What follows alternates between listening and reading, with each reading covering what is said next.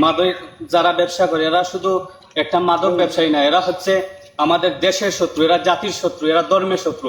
এরা শুধু অর্থের লোভে পড়ে আমাদের সমাজটাকে ধ্বংস করে দিচ্ছে, আমাদের তরুণ সমাজকে ধ্বংস করে দিচ্ছে।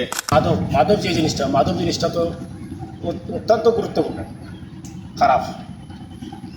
মাদককে না বলি বাংলাদেশ গড়ে তুলেছে। আমাদের গ্রামের বড় বড় মানুষরা অথবা যারা আমরা শ্রদ্ধা করি তারা কিন্তু মাদকের সাথে জড়িত, প্লাস তারা কিন্তু মাদক বিক্রি করে।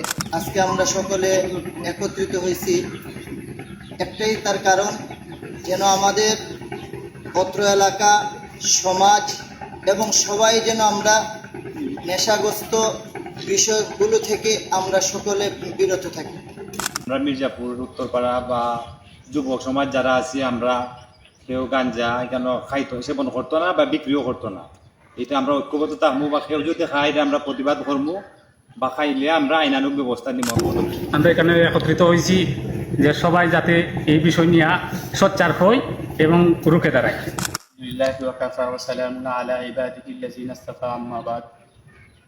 আজকের আয়োজিত মির্জাপুর সচেতন যুব সমাজের উদ্যোগে মাদক বিরোধী মানববন্ধনে উপস্থিত সম্মানিত সভাপতি, উপস্থিত আছেন অতিথিবৃন্দ সহ এলাকার তরুণ সমাজ, সবাইকে আমার সালাম, আসসালামু আলাইকুম রহমতুল্লাহ।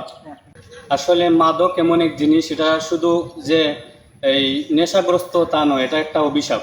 এই মাদকের কারণে হাজার হাজার তরুণ সমাজ ধ্বংসের পথে, হাজার হাজার মায়ের কান্না আমরা শুনতে পারি এই মাদকের কারণে।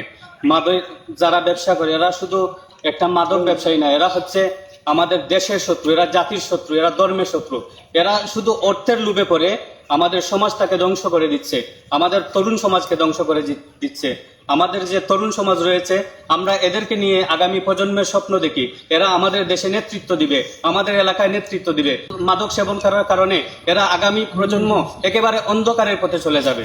মাদক আমাদের দেশে এমনভাবে প্রচলিত হয়েছে, বর্তমানে আগে আমরা দেখতে পেতাম যে এলাকার মধ্যে পাওয়া যেত না, কিন্তু বর্তমানে দেখা যায় যে মাদক দ্রব্য এলাকার মধ্যেও বিক্রি হচ্ছে।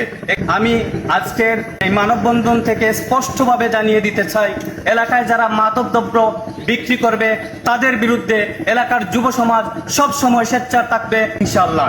মাদক দ্রব্য এদেশে আর চলতে দেওয়া হবে না। বিশেষ করে আমাদের এলাকায় আমি প্রশাসনের দৃষ্টি আকর্ষণ করছি, প্রশাসন যেন আমাদেরকে সব সময় সহযোগিতা করে এবং মাদককে না বলি সোনার বাংলাদেশ গড়ে তুলি। আমরা পরিবারে যদি এই জিনিসটা স্থগিত রাখি, বা পরিবার, আমরা যে পরিবার আছি, পরিবারে যদি আমরা বাচ্চারা দেখে দেখাশোনা করে রাখি, সব সময় খেয়াল রাখি যে বাচ্চাটা কোন দিকে যায়, সেদিকে যায়, ভালো লোকে চলে, খারাপ মানুষের লোকে চলে না, ভালো মানুষের লোকে চলে, এই জিনিসটা যদি আমরা পরিবারের সবাই দেখে রাখি, তাহলে আমরা মাদক থেকে মুক্ত হয়। তো আপনারা সবাই জানেন যে আমাদের গ্রামে একটা শান্তিপূর্ণ গ্রাম তৈরি করতে চাই। তো শান্তিপূর্ণ গ্রাম তৈরি করতে হলে আমাদের গ্রামে প্রথমত মাদক মুক্ত করতে হবে, নেশা মুক্ত করতে হবে।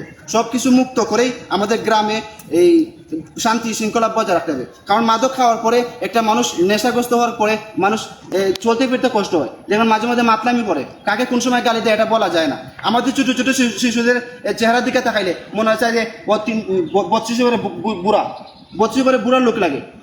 এক একজনের দিকে তাকালে 25 বছর বয়স, কিন্তু দেখতে লাগে 50 বছর, 10 বছর বয়স দেখতে লাগে 20 বছর। কারণটা হলো মাদকে আসক্ত, সিগারেটে আসক্ত, বিড়িতে আসক্ত। আজকের মানববন্ধনে সবাই উপস্থিত হয়েছেন, সবাইকে আমরা আমার পক্ষ থেকে আন্তরিক কৃতজ্ঞতা প্রকাশ করছি। সাথে সাথে আগামীতে যদি মাদকের বিরুদ্ধে আমরা আরও কোনো বড়সড়ে একটি কর্মসূচি গ্রহণ করি, তাহলে আশা করি আপনারা সবাই উপস্থিত থাকবেন। পরওয়ারদিগার আল্লাহ, তুমি আমাদের আল্লাহ যুব সমাজের ভালো বানিয়ে দেবো আল্লাহ।